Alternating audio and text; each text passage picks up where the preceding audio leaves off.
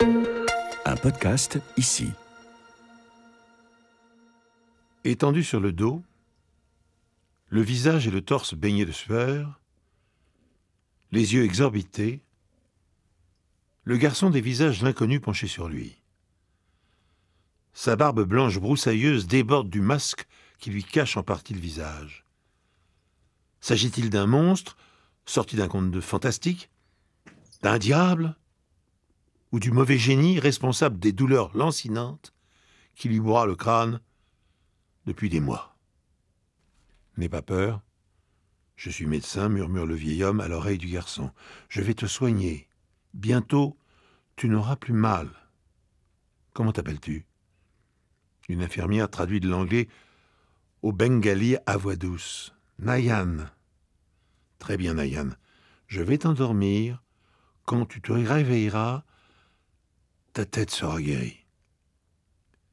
Depuis qu'il a pris sa retraite, Timothy Nataf, neurochirurgien britannique, a choisi d'exercer bénévolement son art dans une organisation humanitaire. Après avoir effectué des missions en Amérique latine, il est aujourd'hui en Bangladesh, un pays déshérité où l'absence de structures chirurgicales modernes et la pénurie de personnel spécialisé transforment chaque intervention en un véritable tour de force. Où est passé l'anesthésiste? Demande Nataf aux infirmières qui l'assistent. Le médecin tapote sa montre. 10 minutes? 1 heure? Dites-moi au moins s'il compte se manifester. Même réaction de gêne et d'impuissance de la part des jeunes femmes. D'accord, j'ai compris.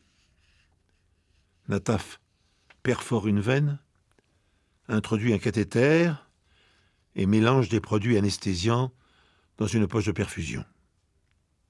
À la vue de ce qui l'entoure, une vague inquiétude lui serre le cœur.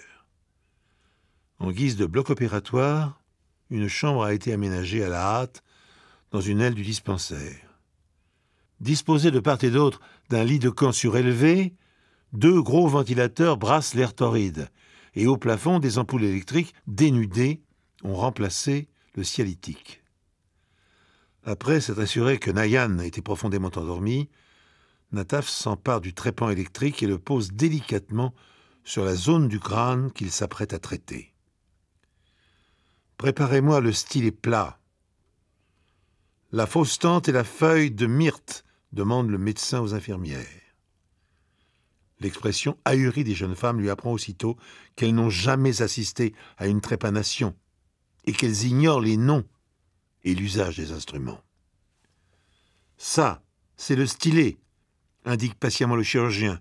« J'ai disposé à côté la fausse tente et la feuille de myrte.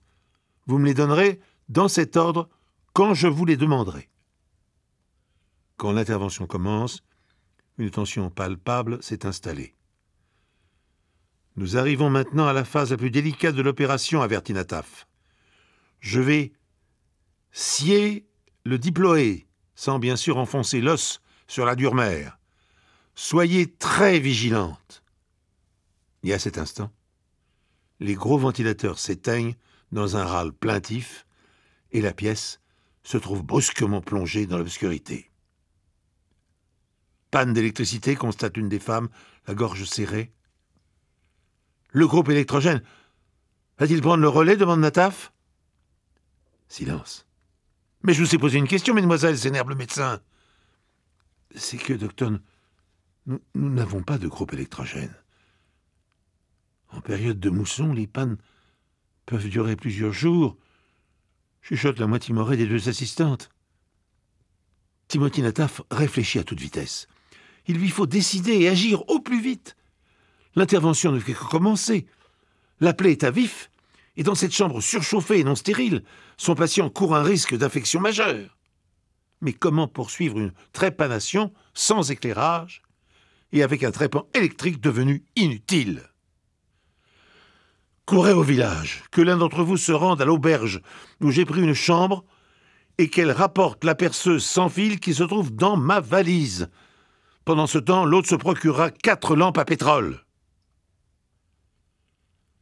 Pratiquer une trépanation à l'aide d'un outil acheté au rayon bricolage d'un magasin.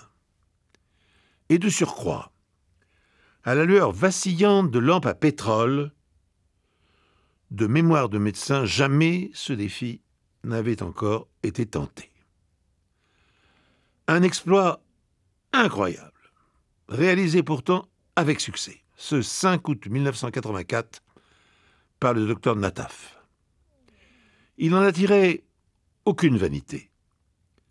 Sa seule récompense a été le sourire éblouissant que Nayan lui a adressé lorsqu'il l'a croisé dans les rues du village quelques semaines plus tard, complètement rétabli.